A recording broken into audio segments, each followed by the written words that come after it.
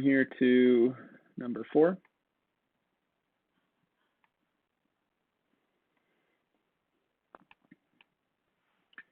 Go to the Bureau of Economic Analysis, links to an external site, the BEA website, and look at quarterly data from the last few years of the national accounts. Can you make a decision of what parts of the business cycle the U.S. economy is currently in? Why? What factors lead to this conclusion? And you may want to do additional research on sources to reach a conclusion. So please identify the sources that added to your analysis. With something like this, I will go through what our junior tutor said, and maybe I can try to bring it up on the side here with the Bureau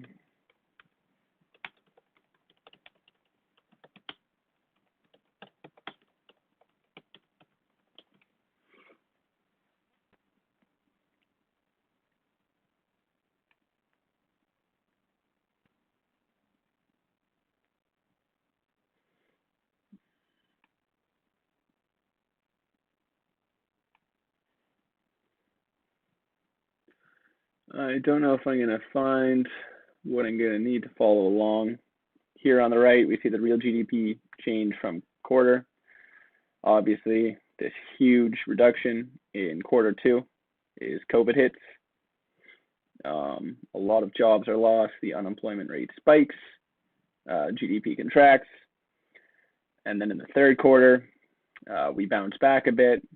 A lot of restaurants open patios for the summertime. The virus was more under control than it is now, so we bounce back. I would assume that in the fourth quarter, with cases again rising and places like Toronto and Peel going back into lockdown, that we will see the percentage change be negative again. But I'll read through what our junior tutor said here and see if there's any way I can add to it. So our junior tutor said the Bureau of Economic Analysis is a government body that provides a detailed report on all statistics related to the country's national accounts. Focuses mainly on macroeconomic indicators and industrial reports. So I just made a reference to what happened in Canada there. This is a US website and will be US statistics. Although pretty much all nations in the world are going to follow this kind of general bounce in GDP, where there was a massive contraction in Q2 and a bounce back in Q3.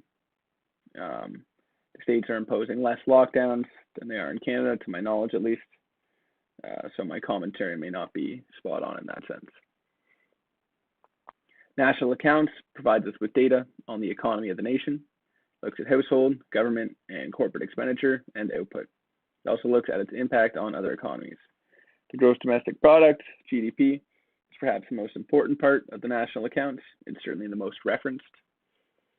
It measures the value of all goods and services produced in the economy over a given period of time, usually quarterly or annually. In this case, we're looking at quarterly data. The rise and fall in GDP is a reflection of the economic environment in a country and of the current business cycle in which the economy is engaged. There are 4 phases in the business cycle. There are expansion, peak, contraction, and trough.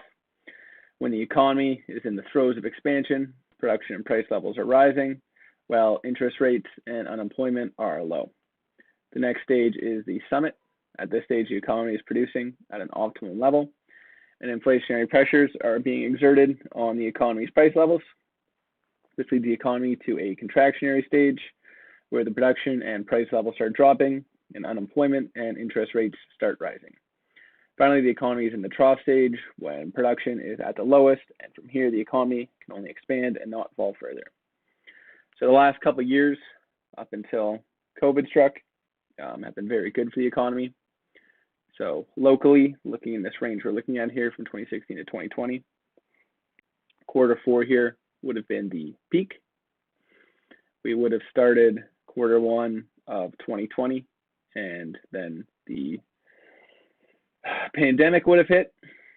So thus would have began the transaction, or the, what was I trying to say there? The contraction, sorry. This happens very quickly. Unemployment spikes. We had a trough here during Q2. And then we begin our recovery as we head towards Q3. and some businesses are able to open back up. So here we can see the economy was growing steadily between the tune of 0 and 5% through 2016, through 2017, 2018, 2019. We peak at the end of 2019. There's a contraction, we hit a trough, and then we begin to recover. If we look at GDP data for the second quarter of 2017, see the GDP has risen to 3.1% per annum, and the real gross domestic income has increased by 2.7% per annum. In the first quarter, real GDP was just 1.2% per annum, and real GDI was only 2.7%. When we average the GDP and GDI for the second quarter of 2017, we can see that the economy has grown by 3%.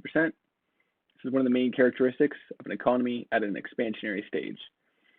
So all of these, from Q4 2016 up to Q4 2019, the economy was steadily expanding. One of the main reasons for this increase was an increase in private investment, government spending, and a fall in imports. Although exports also decreased during this quarter, the decrease in imports is higher, and therefore the net exports remained positive.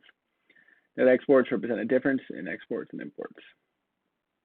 Theoretically, an increase in GDP of over 3% per annum happens when the economy is at its peak. That is accompanied by inflation. However, the economy did not experience any inflationary pressures in the second quarter of 2017. This indicates that the economy is in the expansion phase and has not yet reached its peak. So it's important for me to note that what we're looking at here is real GDP, and it already includes inflationary pressures. So here in Q4 2017, it looks like real GDP went up about 4%. Perhaps nominal GDP went up by 6%, but inflation also increased by 2% during that quarter. Then the real GDP, the real increase, would be the 6% increase in nominal GDP minus the 2% increase in inflation. Another indication that the economy is in the expansion phase is that the dollar is currently very strong. Current dollar GDP has increased by 4.1% in the second quarter of 2017. The dollar has been going strong in the last few years because the government has halted its expansionary monetary policy. Expansionary monetary policy is when a government increases the supply of its currency in the economy to enhance economic activity in it. So what that looks like is if I draw money market graph quickly, we've got money demand sloping down, money supply sloping up. We've got the quantity of money.